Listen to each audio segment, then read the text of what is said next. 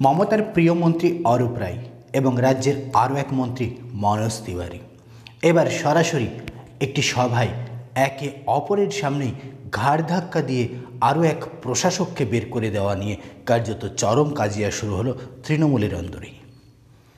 পেশায় শিশু চিকিৎসক এবং এলাকায় অত্যন্ত ভালো মানুষ বলে পরিচিত ডাক্তার সুজয় চক্রবর্তী যেদিন হাওড়ার পুর নিগমের প্রশাসনিক পদের দায়িত্ব নিয়েছিলেন, সেদিনই এলাকায় প্রশ্ন উঠে গিয়েছিল, এত আদ্যপান্ত ভালো মানুষ কি রাজনীতিতে টিকতে পারবেন?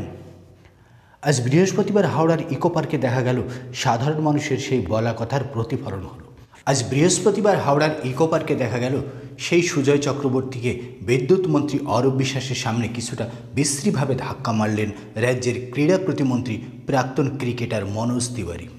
হাওড়ার বড়দিনের কার্নিভালের আয়োজন করেছিল প্রশাসক সুজয় চক্রবর্তী। সেই কার্নিভালে পার্কিং সমস্যা নিয়ে অভিযোগ তুলে বুধবার বিকেলে চড়াও হন মনোজ তিওয়ারি ও তার অনুগামীরা। মনোজের লোকজন কুৎসিত ভাষায় গালমন্দ করতে থাকেন ডক্টর সুজয়বাবুকে। এমনকি এ অভিযোগ যে হাওড়া প্রশাসক সুজয় চক্রবর্তীর আত্মসহায়ককে নাকি বেধড়ক পেটানো হবে।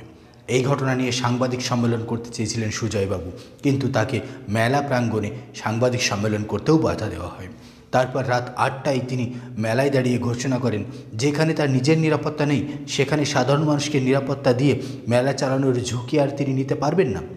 এই খবর মুখ্যমন্ত্রীর কাছে পৌঁছাতেই তিনি পুলিশকে নির্দেশ দেন কঠোরভাবে বিষয়টি নিয়ন্ত্রণ করতে।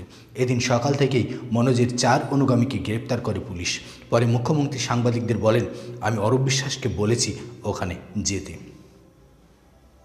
কার্যত তৃণমূল কংগ্রেসের 2 হেভিওয়েট নেতার সামনেই তৃণমূল কংগ্রেসের আরেক প্রশাসক, এলাকায় যিনি ভালো মানুষ বলে পরিচিত, তাকে ধাক্কা খেতে হলো, বিশ্রীভাবে গালিগালাজ খেতে হলো তৃণমূল কংগ্রেসের ক্রীড়ামন্ত্রী মনোজ তিওয়ারির অনুগামীদের হাতে।